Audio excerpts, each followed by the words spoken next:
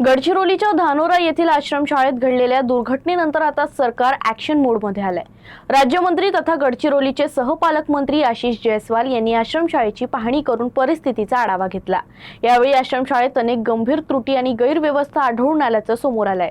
या प्रकरणी 14 ऑगस्ट रोजी महत्त्वाची बैठक होणार असून हलगर्जीपणाला जबाबदार असणाऱ्यांवर कठोर कारवाई करण्यात येणार असल्याचा इशारा आशिष जयस्वाल यांनी दिला।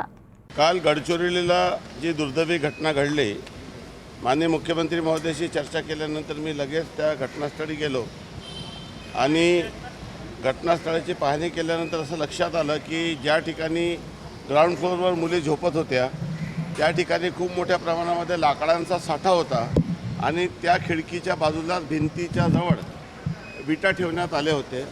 त्यामुळे तो सर्प त्या जे लाकडांचा साठा जलाऊ लाकडांचा साठा होता तिथून विटांच्या माध्यमातून खिडकीतून आत शिरला आणि जो स्नेक होता ते स्नेकची देखील मी पाहणी केली।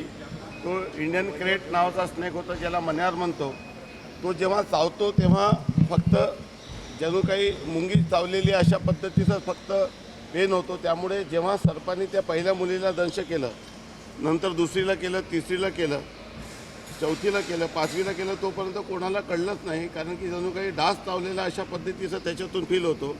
नंतर एक मुलीला तिची वारंवार तिला चावत असल्यामुळे तिची झोप उघडली आणि ती जोराने जेव्हा ओरडली तेव्हा सर्व विद्यार्थी जागे झाले, परंतु 3 मुलींचा त्यात मृत्यू झाला। एक अनेक लोकप्रतिनिधी यांना घेऊन जेव्हा मी त्या आश्रमशाळेची पाहणी केली तेव्हा ही बाब लक्षात आली की अनेक ठिकाणी जे नियमानुसार ज्या गोष्टी द्यायला पाहिजे ते दिले जात नाही, योग्य जेवण दिलं जात नाही, झोपण्याची योग्य व्यवस्था नाही।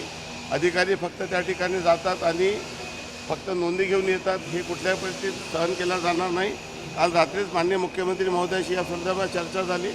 लवकरच या संदर्भात 14 तारखेला मी बैठक ठेवलेली आहे आणि या संदर्भामध्ये मंत्री आदिवासी विकास यांच्याशी चर्चा करून अतिशय सक्तीने कारवाई करण्यात येईल।